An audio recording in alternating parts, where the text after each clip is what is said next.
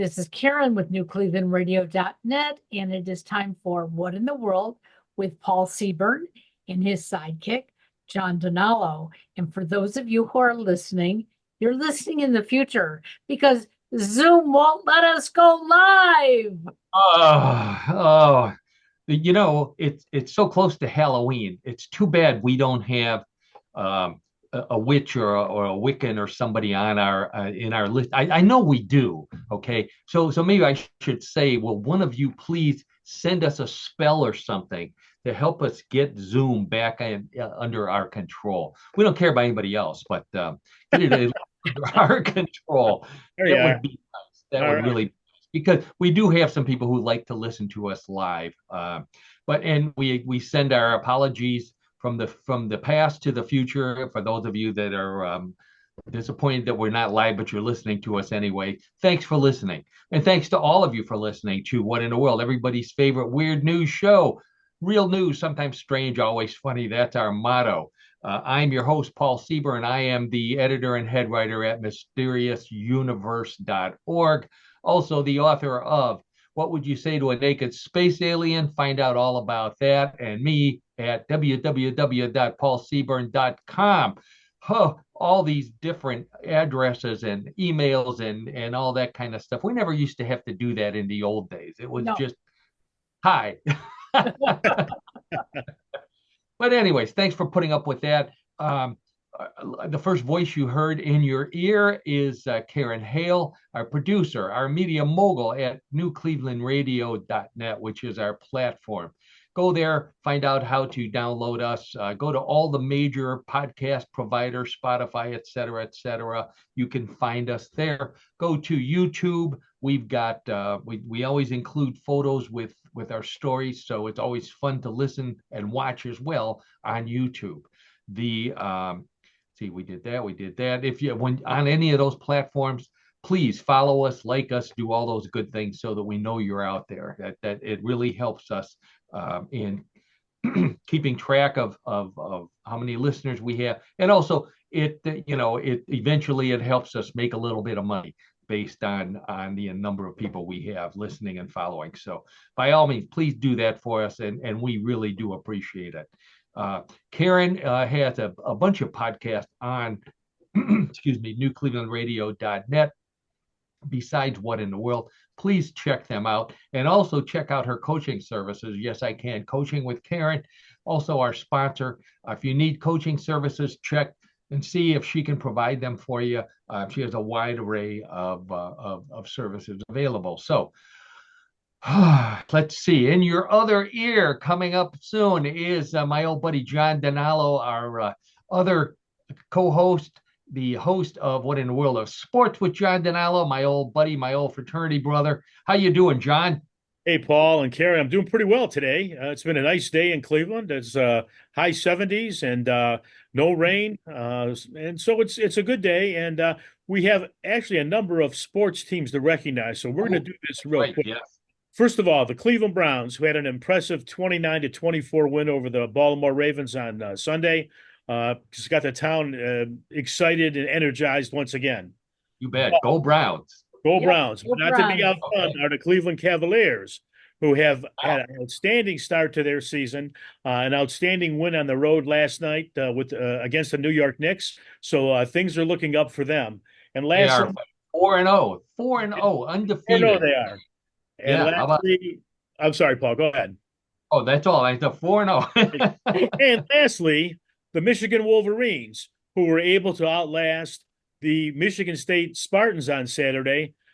Davis Street, the starting quarterback, is back.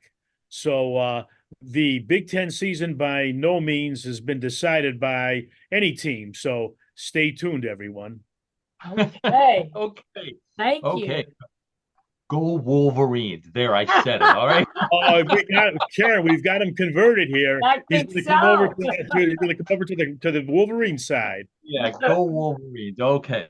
All right. For our Michigan fans out there and on the show as well, I'm outnumbered. That's why I did that for those of you who are new listeners. Okay. Let's see what we've got on What in the World. Oh, we always have such strange news stories every week. this week tops last week, as our trend is, as always. So what do we got? If you're having trouble falling asleep, you'll never guess who has a solution for you. KFC. Wait till you hear this. No, boy. Yeah. If you like the Northern Lights, I've got a story from England where a lady was fooled by fake Northern Lights. So this is going to help you not be fooled if you see them, if you think you see them where you live. We've got a sports story. We talk about this a lot. Cheese rolling, one of our favorite sports from John's segment. Turns out cheese rolling is taking the world by storm, and John has an update for us on cheese rolling. Yes.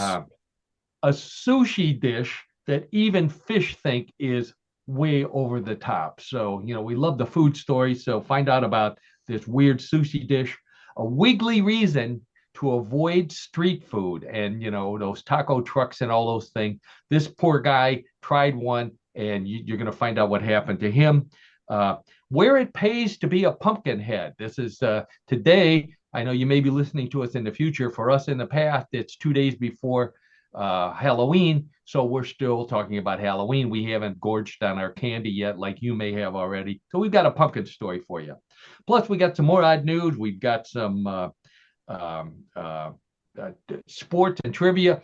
We've got sports with John. John's got another weird sport for us. And then we play everybody's favorite weird news game, Bluff the Co-host. So get ready. Here comes story number one. So, do you have trouble falling asleep? This is, I hate to I'll knock on wood here. That's not something that troubles me. I can sit down in front of the TV next to the lovely Donna, and in 2 seconds I'm already asleep. So I don't have a problem. Karen, John, you guys have trouble falling asleep?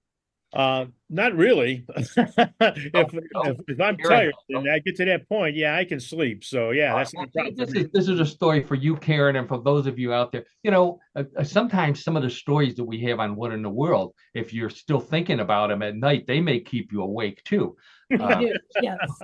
So this is a public service to kind of an apology to those of you who we may keep up all night.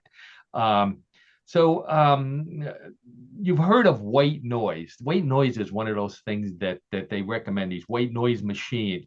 It makes some kind of weird combination of all noises that there are that's supposed to block out everything else. Sounds like static or like old Meatloaf songs, I guess. I'm not sure which, maybe both. But they won't say where they got it, and they won't say how it works, but they say it does. Well, KFC says we've got a better one for you. So a company called the Sleep Wellness Company, Hatch is their name, has joined forces with KFC to create brown noise. Brown noise. So they've recorded 20 minutes of chicken frying, and they claim that crackling sound sounds like rain, which is why they're calling it Kentucky Fried Chicken Rain. And that's what they're selling to help you fall asleep at night. I think I have a photo in here somewhere. I'm not sure what exactly. I don't remember the order that I put these in. So let's take a look at what I have up here first. Oh, there we go. So there's a picture of a bucket of Kentucky Fried Chicken and a speaker, which is they're implying that the sound of the chicken frying is coming out of the speaker. So you can use your imagination and think you might be hearing it. I heard what sounded like KFC rain once, but I realized that I had bought a bucket of chicken and I put it on the top of my car and I forgot about it. And as I drove off, it fell into the sunroof and it was in the back. So that was my KFC rain there. The only downside to this so far, they said that if you wake up hungry for KFC, which is why the Colonel is also coming out with, get a load of this, KFC Kentucky Fried Cereal. According to the package, wow. According to the package, it says it unleashes a crumb storm of flavor. A crumb storm of flavor. It's spoon licking good. Oh, God. Believe it, this is a real cereal. This is not a fake. This is real cereal. They warn you not to listen to the KFC rain all night long because they don't want to be responsible for whatever you find yourself licking the next morning. So Wow. either one of these, KFC, the sound of chicken frying, I can't imagine that putting me to sleep. And I'm a pretty boring breakfast eater.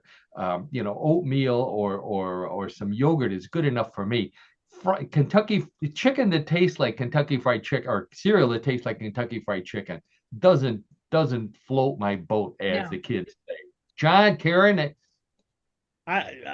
Real quick, Paul and Karen. No, I don't think so. I just think the appearance of it just turns me off, quite frankly. Yeah. I agree. I agree. Okay. All right. Well, we'll move on from there. So this next story sounds like something that I would do. So this lady, her name is Dee Harrison. Dee lives in the village of Bramford in Suffolk, which is in southern England. And so she's driving to work one morning, 5 o'clock in the morning.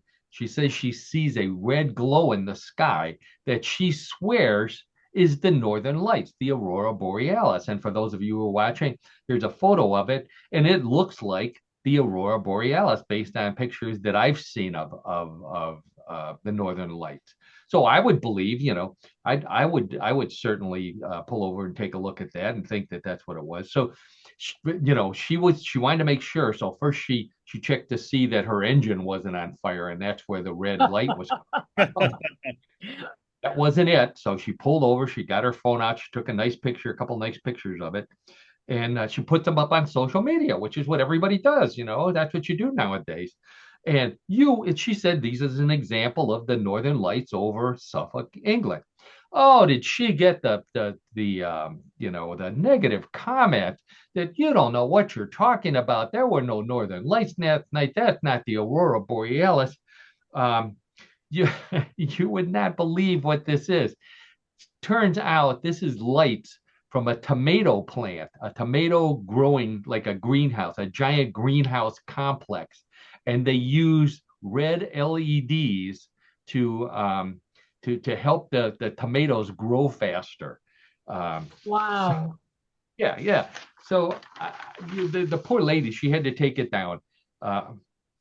She says this, first, have you ever seen the aurora borealis, John? Yeah, I have. Not recently, but yes, I have. It's really striking when you can see it, though. Yeah, yeah. Well, when I first heard about the aurora borealis, I didn't know what it was. I don't know if you remember this, but I dated this girl in college. Her name was Alice, and she was from Aurora of all places, and she was an accounting major, and that's all she ever talked about, which is why we called her Aurora Boring Alice. Get that horn, Paul. Very good. Appropriate with the horn, Paul. So this is not the only lights that people see that they're mistaken for. There's also blue lights. This happened to a guy in Minnesota once. He saw lights coming from. Actually, he saw there was a tomato farm on one side of the horizon, and there was a blueberry farm on the other side of the horizon. So the tomato farm had red lights. The blueberry farm had blue lights. When they met in the middle, he saw purple lights, and that inspired a young musician named Prince to write Purple Rain. Oh. And if you believe that, not the, but the real reason he wrote Purple Rain, I don't know if you know this, he put a bottle of grape juice in the microwave to warm it up, and he forgot to take the cap off. And next thing you know, Purple Rain all over the kitchen. So, Oh boy. Okay. I know, that's two. I know. I don't. I only. I'm not going to do a third one. But that's a true story about the grape juice in the microwave. I actually did that once. I wanted to heat up some grape juice, and I left the cap on, and it exploded all over the place. And as the stuff's dripping from the ceiling, it inspired me to write a song, but nobody was interested in my song, the Purple Rain Polka. Okay. Okay, got the horn out of the way. Very good. Paul. It Good. reminds me, speaking of polkas, I had a couple of shout outs I wanted to do before the show. One was the polka one reminded me. I was a guest on a podcast this week. Dee Dee Moonflyer is her name. She has a paranormal podcast. I have it written down here because I knew I'd forget it. It's the Twilight Tonic podcast. So Google Twilight Tonic, you'll find a link, or go to my Facebook page. I have a link there as well. Just a fun time with Dee Dee. She turns out she's originally from Dayton, Ohio. She lives in Indiana now. And we were talking about one of my favorite alien stories about the aliens that came from the planet Clarion, and the music on their planet was the polka. But they had no beer on on planet Clarion, which is why they came to Earth, because that's what we've got. That's why we drink it here. So, and also a shout out to my buddy Steve down in Austin. Steve is another old friend of mine from the computer business. So, Steve is a regular listener. Steve, thank you for tuning in every week. So if you are a regular, and by the way, Dee Dee is also a regular listener to the podcast. If you're a regular listener, you know that every week John has a weird sport for us. And some of them stick in our heads, like cheese rolling. Cheese rolling is one that is just so absurd. People in England, in one town in England, get wheels of cheddar cheese, and they roll it down hills, a steep hill, and the winner gets to keep the wheel of cheese and actually eat it once they get out of the hospital from all of their injuries from falling down chasing this cheese. So, believe it or not, cheese rolling is expanding like wildflower and wildflower. I got moonflower on my head here, in my brain here, but it's spreading like moonflower. So, John, tell us what's going on in the cheese rolling world. Oh, I'll be happy to, Paul and Karen and audience. So cheese rolling has come to America. The inaugural Marquette Mountain Cheese Roll event took place last week in Marquette, Michigan. Now, Michigan. Wow. Michigan, yeah. Paul, go ahead. Oh, I'm sorry. Okay, it's all right. It's all right. That's right. I forgot. We Marquette, believe it or not, I know about Marquette. It's the largest city in the Upper Peninsula and home to the Northern Michigan University and their new mascot, the Fighting Cheese Rollers. Well, that's not accurate because it's actually the Wildcats. Paul, yeah, it's the Wildcats. The real Fighting Cheese Rollers of Marquette are Connor Rafferty, who is the men's winner, and Olive Moffitt, the women's champ. Each was first to catch the wheel of cheese donated by the Cheese Cave at Everyday Wines. If you're tuned in to the YouTube channel, you can see a photo of Connor and Olive holding their one of their wheels of cheese, and also the hill behind it. John, I remember the British cheese hill was much steeper than this one. So yes, Paul, very much so. In fact, very pronounced in terms of how high it was. So the cheese was provided by Cheese Cave at Everyday Wines. Everyday Wines also provides some good wines to go with the cheese, and also they provided Boone's Farm to all of the contestants to rub on the. Hey, wait a second. Did you say Boone's Farm? Oh my gosh, I don't know if they still make that. I don't think so. Oh, man, that's what they said. I think, John, we need to make a road trip to the Marquette cheese rolling next year and check out the cheese rolling and see if they really do have Boone's Farm. Okay. Wait a minute. As long as we don't have to have the opportunity to drink Boone's Farm, because we drank that many years ago, and I'm glad that I did it then, and I don't know if I can be talked into it now. Maybe we'll see. I don't remember. I remember we drank enough that we really wouldn't hurt if we rolled down the hill. No, no, we would not feel any pain. Let's put it that way. All right. Well, thanks for that update, John. Cheese rolling in Marquette on the Upper Peninsula of Michigan. Okay. You're welcome. Yeah. How about that? Oh, this is a mix of weird news and rock and roll coming up next. So Stephanie Prado of Abilene, Texas, went to the Excuse bathroom me at a. 1 second. They still Oh, do make Boone's Farm wine. You can get it for $4.99 a bottle on Amazon. Oh, wow. $4.99 a bottle. That's a lot for Boone's Farm. Let's put it this way. Back in the day, we would never pay that for that wine. That's for sure. Like $5 for a bottle of Boone's Farm? I don't think so. But if any of our listeners out there do try it out, let us know if it still tastes good like that old Boone's Farm wine. And if you have a bruise, rub it on your bruise. I think it makes it go away too. Anyways, in fact, if you've got a stain on the floor, you can use it on that, and I think it takes the stains out too, but not the stain that we're going to be talking about next year. So getting back to Ebony, what's her name? Stephanie Prado in Abilene, Texas. She went to the bathroom at a convenience store in Abilene and was shocked when she looked down at the floor, the tile on the floor, and saw an image of Ozzy Osbourne staring up at her from the floor. So, being a good Texan, she remembered the Alamo and promptly peed on Ozzy. Oh, Oh my God. wow. Oh my God. If you visit Texas, never tell anyone you're a fan of Ozzy Osbourne. So, first off, I want to ask Karen and John, do you see Ozzy's face in that tile? Oh, thank you, Karen. John, do you see Ozzy? I do not. And I'm going to go, and I hate to bring up this thing about Freddie Mercury again in that stamp of gum, but there is no way that's Ozzy Osbourne's image. Sorry. I don't know. I don't know. Alien. Well, Ozzy might be an alien. I'm working on my new book, and I've got some more rock and roll and alien connections. I don't remember if Ozzy has one. He probably does. But the story that links this all together, and the reason why Ozzy shouldn't be in Texas.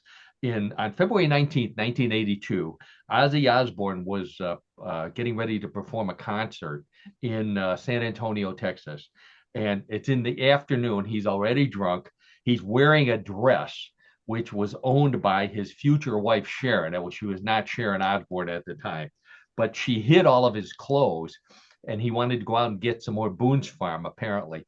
So he put the dress on, and he goes outside, and then he has to urinate, and he goes to what he thought was just some old statue. I guess in England or wherever Ozzy's from, it's okay to urinate on statues. So he urinates on the statue. It turns out to be a statue in front of the Alamo. Oh, wow. Here's a picture of it. So it's on the Alamo grounds. He didn't actually pee on the Alamo itself, but he was close enough for government work. So he tries to blame it on some University of Texas cheerleaders. He said he heard them yelling, "Give me a pee." Oh, get that horn going. Sorry, yeah. We all know there's no pee in Texas. There's no pee. There's no pee in Longhorn, and there's definitely no pee in the Alamo. Ozzy found that out. He didn't. This statue is called the Centotaph. Centoaph, which it has Sam Houston's statue on it. There's a pillar behind them. So Sam Houston, James Bowie, William Travis, and if you don't recognize any of those names, you'll certainly recognize the name Davy Crockett, King of the Wild Frontier. Yep. Oh, wow. Who was also up there. John, did you just start singing the song when I said Davy Crockett, King of the Wild Frontier? But I watched that show religiously when I was a kid. And as a matter of fact, I had my mom buy me a Davy Crockett dish. And that's what I used to eat my breakfast off, was a Davy Crockett dish. Just one of those things I remember. No, do you still have it? Yeah.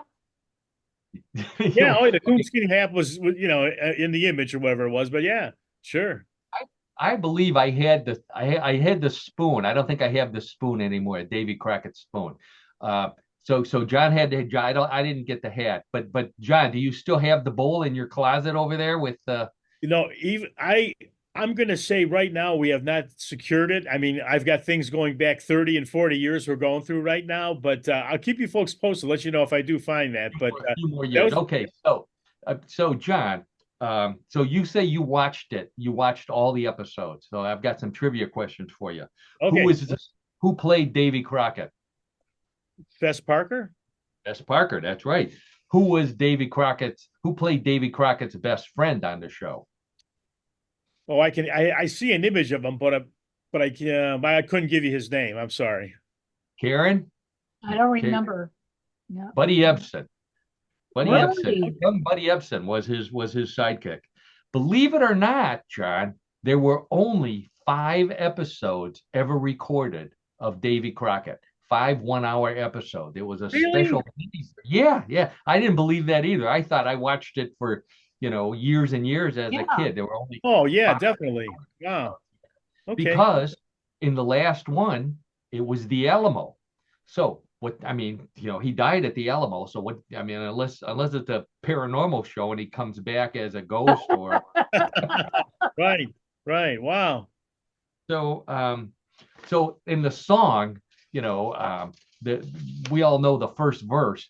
The song has like 12 verses and it goes through the whole history. Really? Wow. Yeah, and he's killing Indians, and it's very, it's not. You can't play it anymore. It's way too not politically correct. So wow. So the police arrested Ozzy, and he spent the afternoon in the San Antonio jail on charges of public intoxication. He was freed on $40 bond. He ended up paying a ticket. He didn't even have to do anything, a very minor ticket, and he actually did his concert that night at the Hemisphere Arena Convention Center in downtown San Antonio. But he was banned from playing there again until 1992 because he wouldn't apologize. He finally apologized in 1992, made a public apology, donated $10,000 to the Daughters of the Republic of Texas, who every good Texan knows it takes care of the Alamo. They're responsible for that. They maintain the ground. The city forgave him. He played 2 concerts that night at the Freeman Coliseum, which replaced the other one. So proof, rock and roll conquers all hatred. There you go. Strike a blow for rock and roll. Yeah. And it's this is the Mandela syndrome. We remembered Davy Crockett being on for years and years and years, and it turns out it was only 5 episodes. I thought that was wild. But check it out, all you Davy Crockett fans out there. That's very surprising, Paul and Karen. It really is. Wow. Yeah. Okay. So sushi. A lot of people like sushi out there. So there's a popular sushi dish in Japan right now. It's called shirako sushi. I think I have a photo of it here. It's a very odd looking sushi here. Shirako sushi, which is, now this is a description from the menu, a dollop of fish sperm wrapped in seaweed. I'm not going to repeat that. Okay, we got it, I think. Let me just say that if that's too much to swallow, you can now get shirako sushi with imitation fish sperm made from tofu. Oh my gosh. Right. That's so gross. Tofu is actually suing for defamation of character. Oh. Oh my. Fish sperm sushi. I could not believe it. And it's an expensive thing. It's got a little thing, a little piece of lemon zest on the top of it there. So, and it's a dollop. That's what they call it, a dollop. So I had to look up to see if there's a technical definition of dollop. Is it a certain number of grams or 3 teaspoons, or what exactly is a dollop? A dollop is a Norwegian word which means clump of grass. So if whatever you have, honest to God, if whatever you have looks like about the size of a clump of grass, that's a dollop. After hearing that definition, Ozzy started asking Sharon for a dollop of pot. Oh my. Well, in case you want to know, a dollop is a small, indefinite amount of something. Oh, indefinite. Okay, indefinite. All right. Well, there we go. Yeah. Thank you, Karen, for that, for checking that out for us. Yeah. But what is the world coming to? We've got people eating fish sperm. We've got Jennifer Aniston, who puts salmon sperm on her face, and she claims it makes her look younger. Fish are going to start watching us humans for porn, with the stuff that we're doing. It's Oh my. wild. Wild. Ah, Okay, so here's another one from the other side of the world here. This was from Bangladesh. Sumaya Khan is his name from Bangladesh set a Guinness World Record, or I'm sorry, she, when she used chopsticks to lift 1 grain of rice at a time into her mouth and eat 37 pieces one at a time, 37 rice grains one at a time in 1 minute. The only woman in the world who guys don't get mad at when they take her out to eat and she says, "Oh, I'll just nibble off of your plate." yeah. Oh boy. Can you believe where do you come up with the idea to try doing this? I can't. I have a hard time with chopsticks Paul, anyway. anything's possible these days. Anything is possible, John. So this is a if we've got kids listening to the show, which don't tell your parent about the fish sperm story, but this is a better one. If you're a kid and you're listening to the show, this is the perfect thing to tell your parents when your mom tells you to stop playing with your food. You just say, "Oh, mom, I'm training for a world record." And That may go over, Paul. Yeah, it may go oh, over. well, John, I've got one for you now. Okay. So I was trying to think of a food that this would work with, but I came up with a better idea. Here's the world record you're going to work on. The how many thimbles of beer you can drink in 1 minute. So I couldn't think of anything smaller to put beer into than a thimble of beer. So that would be a nice slow way to drink beer. How many thimbles of beer do you think you could drink in 1 minute? Oh boy. 25. Okay. All right. Well, that's going to be our goal. One of these days we're going to do this. There's no world record in it yet, so we're gonna work on this. This is your retirement project. Okay. Um, Well, give me we'll another one. That's fine. Sure. we'll provide the thimble. So, do you like Nutella? How about that? I'm asking for everybody out there. Do you like Nutella, Karen, John? It's all right. Yeah, I'll have How it do from you time to how do time. you pronounce it? Do you pronounce it Nutella or Nutella? I would pronounce it Nutella. Karen?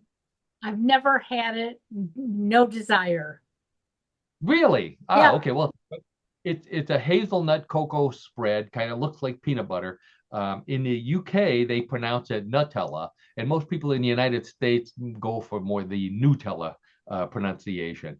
Uh, so if you're in the UK, it's Nutella, as in they would say, "Hey, pass the Nutella. This spotted dick needs some flavor." So so this lady, her name is oh no, this is a guy. I'm sorry. Oh, because a woman wouldn't do this. Uh Abduram Abdur Rashid he's in Florida. He's in Wesley Chapel, Florida. He posted a video of himself covering himself with Nutella. Oh, There's a photo of this guy. Oh my If you gosh. can't see it, he is completely covered from the top of his head to his nipples. We can't see down lower than that with Nutella. That includes his eyebrows, I mean his eyelids, his nose, his mouth, his ears, his chin, covered with it. Um, he so he said later he posted it on Facebook, and boy, everybody went nuts. So he finally had to admit it was not Nutella, but chocolate frosting. Oh. I Oh, know. So I think this is a guy. He's a desperate single guy, and he's at a wishing well, and he hears a girl wishing for a guy covered with chocolate frosting, and he says, oh no. "This is my chance." very strange, folks. Now, as I mentioned, he's sitting in his car. I don't Yeah. know why he's doing it in his car, but he's doing it in his car, which his car is now called a Hyundai Sunday because of all all We the need the horn, chocolate. Paul. We need the horn. Oh, yeah, there we go. This looks like this looks like it would make a good Halloween costume. Uh, With the or, time frame, yeah. yeah, something our frat brothers would make us do while we were pledging to fraternity. Cover yourself with chocolate frosting. And yeah. Oh my. Okay. So a man in India was complaining of indigestion. This is a great story for after all this eating stuff. He's complaining of indigestion, so he goes to his gastroenterologist, who performs an endoscopy endoscopy. I don't know, whatever it is. I don't want to know. He found a live cockroach in the man's small intestine. Oh Believe it my. or not, there's the man with his stomach ache, which the doctor quickly removed with a suction device on the end of the scope. So Ooh. I have a quote. Please stop calling. We do not do colonoscopies. That came from the organ man who says, you know, Oh we don't my. call we don't Wow. do this operation. How did it happen? You may ask, as Karen always does. I think he sat on a roach motel myself. That's what did it. Oh Oh, my. Believe it or not, the roach was over an inch long. It was 3 centimeters, which is a little over an inch long. I I'm not even going to do that joke. yeah. He ate some street food. He ate some street food that a couple of nights before at a market, and so I mean, from now on, whenever I get a hot dog from a cart, downtown, I always ask for mustard and Raid. Oh Oh. boy. I don't want this to happen to me. Okay, that's the only photo I have of that. You're lucky. Now back to Japan. Another food story. There's your theme here this week. So in Japan, you know those claw games that they have in arcades and in the Yep. grocery store. Yeah. I don't know how much they cost now. I used to be a quarter. You put your money in and you try to catch a stuffed animal or something like that. So new game in Japan. People are flocking to the arcade to play it. It's called the roasted sweet potato catcher, where the prize is a raw sweet potato. There's the machine. There's the raw sweet potatoes. Um, the winner must then roast it themselves in a specially designed sweet potato roasting container in a microwave oven, which is next to the claw machine. So first you have to catch the raw potato, then you have to get it out, then you put it in the little container, then you put it in the microwave. You follow the instructions. You cook the potato. Once it's done, there's special oven mitts to handle the hot sweet potato until it's cool enough to eat. They said the only problem is frustrated users who microwave their cheap stuffed bears in frustration because they didn't get a stuffed sweet potato. Oh my. Professional crane operators are banned from doing this because it's only for amateurs, not professionals. Oh. Oh. All right, that's for my friend Brian down in West Virginia. He hated that joke. I can see why. John, this is way too much work for sweet potato. I would Way too. agree. Yeah, Paul and Karen and audience, I would agree. It seems like it's so much effort, right? I mean, I don't quite get it. Yeah, and using this claw to pick up raw meat, it's like that. It's like it looks like a skinny hand picking up a little piece of like a piece of food. It's like watching a supermodel eat. Um, you know, I Wow. I'm not interested in playing the game. The guy said that he learned how to do this in working as a construction worker over the summer. Um, I worked for a computer company over the summer. All I learned how to do was hack into these machines, not use them. Wow. Okay. So Halloween, for those of you who, if we were going live, Halloween's 2 days away. So that's why we're talking about Halloween. If you want to make some money on Halloween, Megan Davila won $1,000 and was crowned California's Pumpkinhead after she outlasted 19 other competitors by standing, get ready for this, for 9 hours on a milk crate with a carved pumpkin on her head. 19 people standing on milk crates. There's a picture of them with actual jack-o'-lanterns on their heads. It didn't eliminate all the people though. So she had to do a tiebreaker against another woman, where the tiebreaker was they had to each stand on one leg while being doused with water. If you ask me, this looks like a perfect way to settle elections. Oh. Oh, touche. Head, yeah. Stand on a milk crate. Whoever slants stays on the longest is the winner of the election. The sponsor was a pawn shop, which I think that's where they got the milk crates from, probably. The rules state that the pumpkin must fit all the way over the person's head, all the way over the person's head, with the holes only for their eyes, their ears, their mouth, and their nose. So you can see they can see. I think for a tiebreaker, if there were only two people left, what I would do is I'd sneak up on them with a knife, and I'd come at the front of the pumpkin with the knife, make them think they're an actual pumpkin about to be carved by. Oh, Yeah, I know. I'm sick. I know. I'm sick. That's the plot for my new movie, Nightmare in the Pumpkinhead Contest. Oh, So the two women, there were two women at the end, and the one of them said it was hard, but not as hard as giving birth. But actually, that would be more like being birth, pulling your head out of that giant yep. pumpkin. But anyways, and I don't know anything about that, and we're gonna move on after that. Okay, I mentioned that I like to put some of these stories on Facebook, so you can get a jump on some of our stuff if you follow me on Facebook. This one was very popular on Facebook.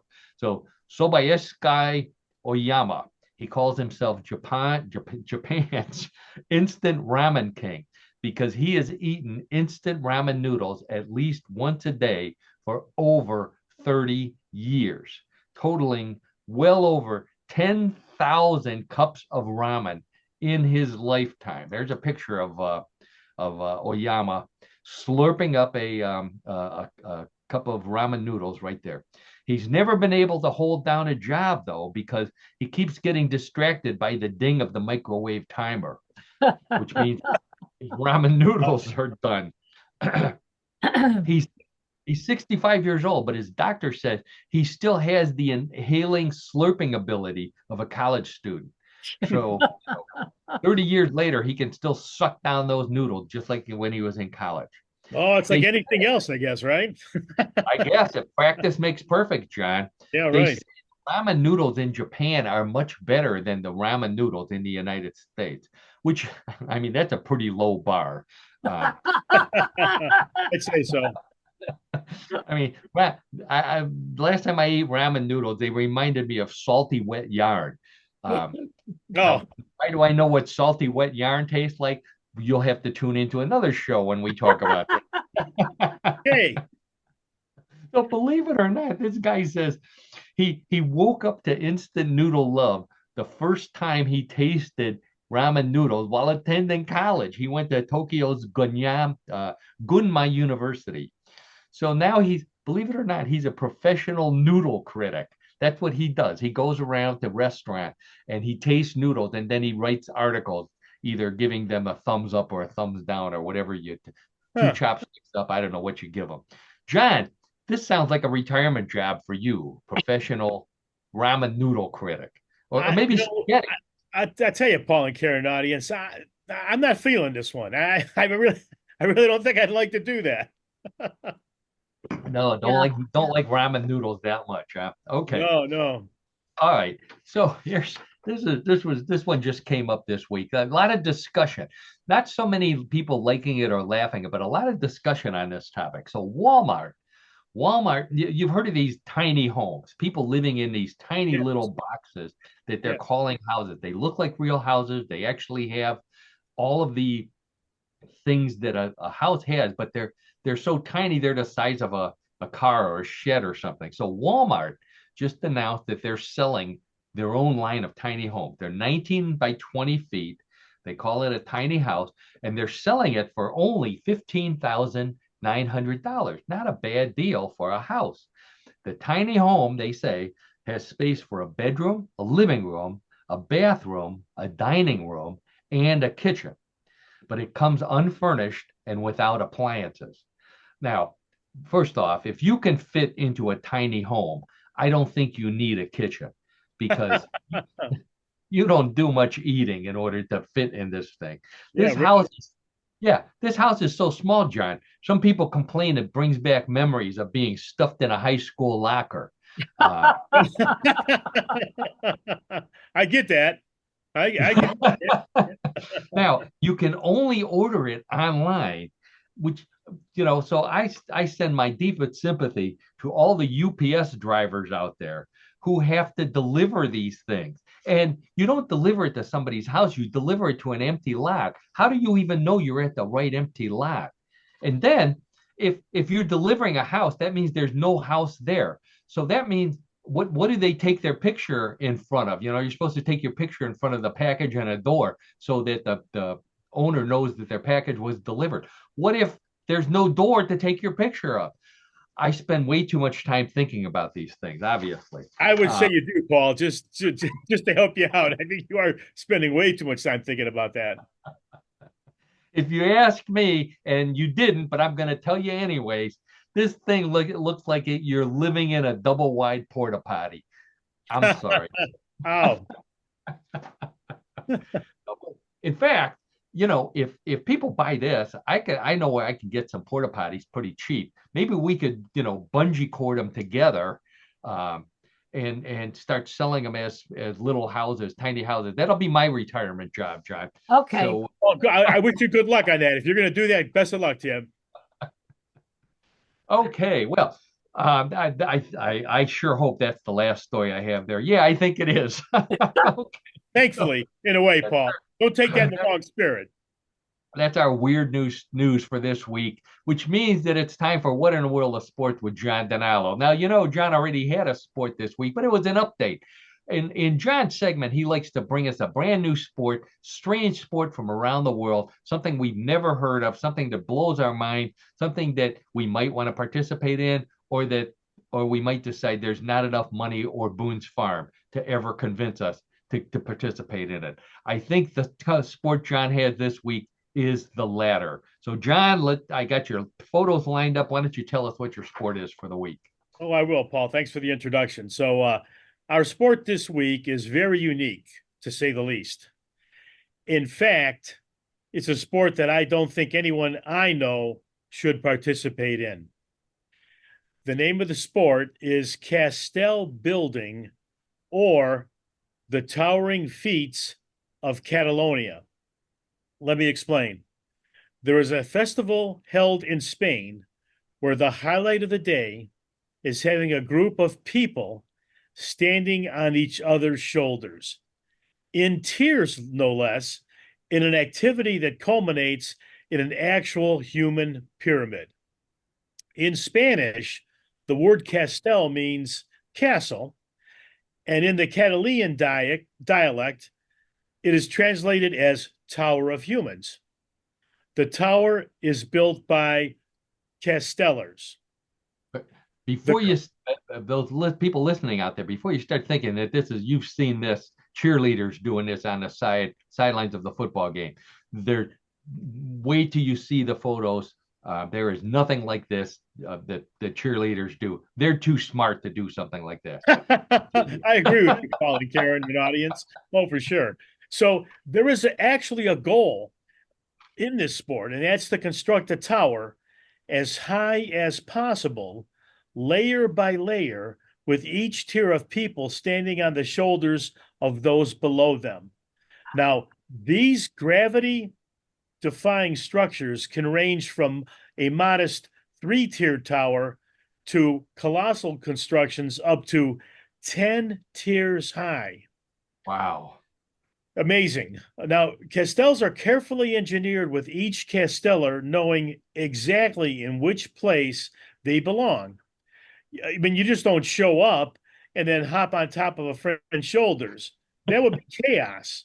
Instead, castellers rely on an intricate combination of strength, balance, courage, and I guess a dash of Catalan stubbornness.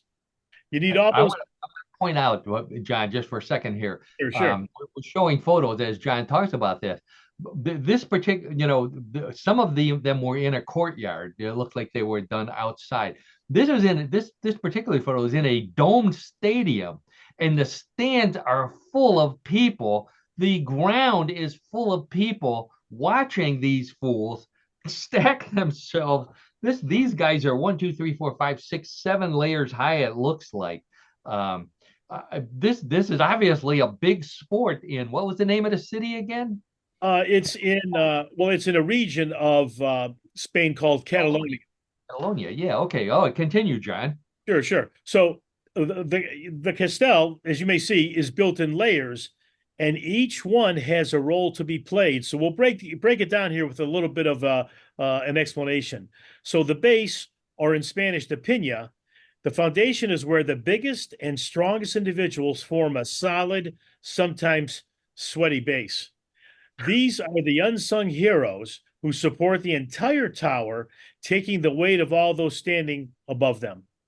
The next layer then is the trunk layer, or tronc in Spain, in Catalonian. And this is the vertical body of the tower where progressively lighter castellers climb up, and then they balance on the shoulders of the people below them. This is where the tower starts to resemble a wobbly game of human stacking. I mean, look at that. There can be a lot of things that can happen just by shifting weight. It takes some real skill to do this. Yeah. Yeah. The last Wow. layer, yeah, I'm sorry, folks. The last layer then would be the top layer, or as it's referred to in the Catalonian, the palm de da. And the final tier, featuring, believe it or not, a fearless child who is called the NX-enta, who climbs to the very top and raises a hand to signify the castell's completion. Wow. Really, it's like the human version of putting a cherry on top of a sundae. Unbelievable. Thankfully, the kids do wear helmets for protection. Good. You may wonder, how did this even begin or come about? Castells date back over 200 years and are believed to have originated in the late 18th century from a dance called the Ball dels Valencians in Catalonia. Now, this dance ended with a small human tower, but by the 19th century, excuse me, castells had evolved into their own spectacle, and then it spread across the entire region. Today, what is called the Concours de Castells in Tarragona serves as the Olympics of Castell building. Now, the beauty of Castell building isn't just in the towering human structures, but in what they represent. Castells are an epitome of teamwork, where success is only possible when everyone works in perfect harmony. It's really a beautiful metaphor for community when each person, regardless of their size or strength, plays an important part.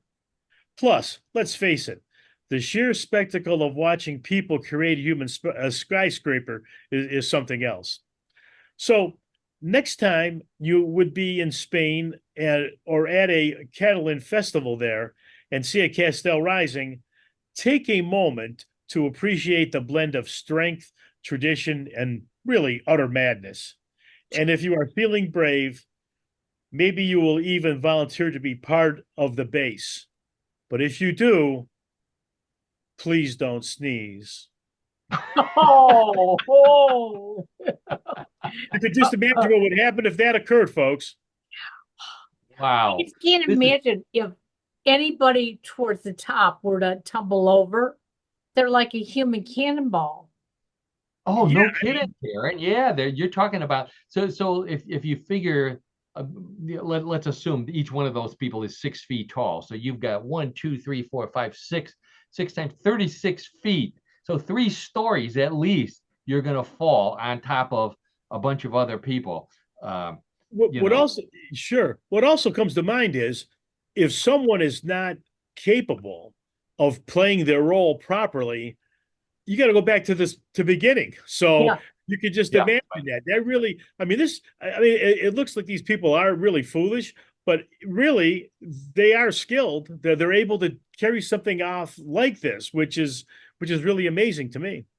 Well, they all have the same color shirt on, so that means there's some level of organization here. Like Yes, they're part of sure. the team. Yeah, I'm not sure how they just determine the team or what have you, but yeah. And to your point earlier, Paul, look at how many people are in the audience. The audience. That's again, that just blew me away when I saw those pictures. The Oh, stands are absolutely. packed. Sure, The sure. courtyards are packed. And I know it's like watching going to the Indy 500. People are hoping to watch them fall down. but still, they're also hoping that they break the record, whatever the record might be. So, I, this is much bigger than the pyramids built by our cheerleaders in the U.S. I don't know if a sport like this would catch on in the U.S. I don't know if there's enough beer or Boone's Farm to convince people to. Or even ramen noodles for that matter. I'll tell you what, John, I believe that if there's enough beer in Boone's Farm to convince college students to do something like this, because I remember way back when we were in college, we were convinced by our older fraternity brothers that we should challenge another fraternity to tower building. I don't think we called it castle, but I think they called it tower building. And of course they put John and I in charge. You remember doing that? Paul, I really don't. My memory's starting to falter me in certain areas, and it has in this one. So help educate. Well, I can understand because it really didn't last very long. Because there was John and myself, and maybe Dan was involved there. There weren't too many of us who had enough Boone's Farm to try it. And as soon as we got started, we all realized we were afraid of heights. So we came up, instead of castle building, we just laid horizontal on the ground on top of each other. Oh my! Not in a way that would be suggestive either. No, nothing like that. Nothing like that. Wow! Oh my gosh! So, anyways, that's our contribution to castle building, and what a great story, John. Thank you so much, John. You're welcome, Karen and Paul, and audience. It was even to do the research. A statue. They even have a statue. I saw the last thing was a statue of castle building. Yep. So yeah, right. Obviously, really into it in Catalonia. Yeah, they are. But we're not into castle building. We're into playing Bluff the Co-host, everybody's favorite weird news game, and that's what time it is right now. So let's get right to it. Everybody knows, if you've listened before, it's a real simple game. I have 3 stories similar to the ones we've been talking about all afternoon. One big difference. Those were real. These stories may be real, may be a bluff. It's up to you, Karen and John, to decide real or bluff. Wagering is allowed, so place your bets. John and Karen, put your hands on the buzzer. Let's get right to story number 1. You've probably heard of pop art, and you've definitely heard of pop tarts. But an artist in Wales has combined the two to create Pop-Tart art. He takes regular iced Pop-Tarts in various flavors and colors and glues them to a giant board, using the colors to recreate famous works of art. At his gallery in Wales, you can see a Pop-Tart version of Michelangelo's Mona Lisa and a Pop-Tart copy of Andy Warhol's pop art, Marilyn Monroe. Kellogg's fully approves of the Pop-Tart art, although the artist must pay for his own pastries and not make any works that would offend the public or turn them off to eating Pop-Tarts. Art experts viewing the exhibit say they've never seen Mona Lisa looking this happy. Okay, so an artist in Wales who takes Pop-Tarts and makes Pop-Tart art, recreating great works of art. Real or bluff? Karen, we'll start with you. Well, that's over across the pond over there where they do a lot of odd things. So I'm going to say this is real. Okay, I apologize to all of our friends across the pond. There, Karen says that they do things weird like Pop-Tart art. It's real. John, how about you? Yeah, I would agree with Karen on this one because I can see someone who thinks this is creative, making it unique and calling it art because their art spans such a wide area, or if you will. So I'm gonna say it's real. John says it's real as well. John, would Pop-Tarts last long enough for you to make a painting out of them? Not really, because they're so good to eat. I mean, I would say not so. Wait a minute, not so good to eat, but they taste good. Are they good for me? No, but it's just in one of those other categories. All right. Oh, my apologize to Kellogg's for John's comments there. So both John and Karen say that the Pop-Tart art is a real story. Let's check with the judges. The judges say, congratulations to both of you. That is a real story. All And right, very Google good. Pop-Tart art. Yeah, you can Very see the good. Mona Lisa and Marilyn Monroe made out of Pop-Tarts. Oh boy. It looks so sick. Okay, scores 1-1. Let's get right to story number 2. If you live in a senior community in the United States, you know the preferred mode of transportation is the golf cart. However, if you live in a senior community in Canada, the hot new vehicle is the golf cart Zamboni. Hockey loving seniors are paying extra to have their regular golf carts modified so they look exactly like their bigger ice scraping cousins. These Zamboni golf carts are battery powered but have special recordings and loudspeakers to make them sound like their diesel powered counterparts. The Zamboni carts aren't allowed on Canadian golf courses or ice rinks, but who wants to play golf when you can chase noisy street hockey players out of your neighborhood with your golf cart Zamboni? Okay, so senior centers catering to people who want golf cart Zambonis in Canada. Real or bluff? John, we'll start with you. I'm gonna have to say this is a bluff. Only because I don't see the practical value of this.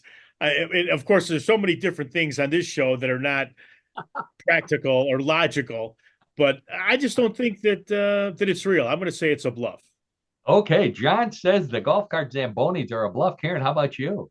I totally agree. I think it would be the most ridiculous thing to create. So, bluff. Bluff. Okay, so both John and Karen say the golf cart Zamboni is a bluff. I actually checked to make sure that there was no such thing after I came up with it, and sure enough, there is no such thing. It is a bluff. All You're right. right. Okay. We're perfect so far. Yeah. All right. I was worried. I thought, oh my God, somebody's making these and they're driving them all over the place. But no. Okay, Thank God.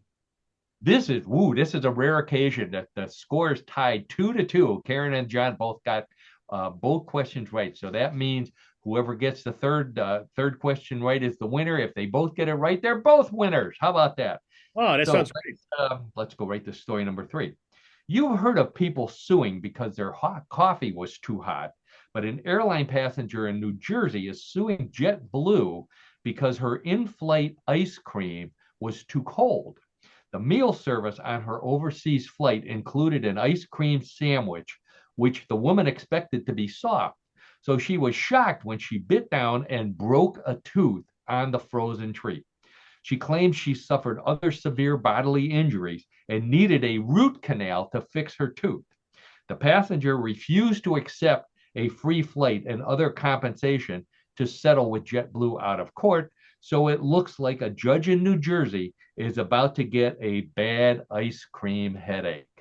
Okay, so a woman bites into a ice cream sandwich and finds out that it's frozen solid, breaks her tooth, so she's suing JetBlue, who gave her the ice cream sandwich. Real or bluff? Karen, we'll go back to you. Sadly, I think this is real. We have people who will sue for just about anything. So, yeah, true. True. Karen says it's true. Okay, John, how about you? Well, I'm going to have to disagree on this, Karen. I think it's a bluff, and I think because of if this is true, what Paul said, she suffered other bodily injury. Now, if you're biting into a ice cream sandwich, okay, I can see it interfering or harming your tooth, but what other bodily injury can you incur? So I'm going to say that it's a bluff. She Okay. claimed other bodily Well, that's a injury. good point, Karen. That's right. Claiming doesn't mean it's real. That's right. That's right. Like someone who knows about lawsuits. Okay, so Karen says suing because your food was frozen is a real story. John says it's a bluff. Let's check with the judges, and the judges say congratulations this week go to Karen. That is a true story. Oh my gosh, Karen, The other congratulations. bodily injuries, if you remember the movie, The Christmas Story, the other bodily injuries came. Her tongue got frozen to the ice cream sandwich. She couldn't get it off of her tongue, so she suffered tongue injuries. Um, Also, the part that I didn't believe in this whole story was that an airline was serving an ice cream sandwich Yeah. as part of the in-flight meal. I'd never heard of that. I never heard of that either. Right. Wow. Yeah, I get pretzels. If you're lucky, 3 pretzels or a little bag of peanuts. Or a little bag of peanuts, right? Yeah. Oh, wow, boy, Karen pulled it out at the very end, 3-2. So Karen, thank you. For the next 2 weeks, because the next week is election day on Tuesday. So we will be taking off so John can work at the poll, so all of you can go out to vote. In fact, another one of our regular listeners, Ron, down in Florida, he told me that he will also be working at the poll. So thank you to all of you, John and Ron and everybody else out there doing your civic duty, working the polls next week. Everybody else, do your civic duty and vote, please.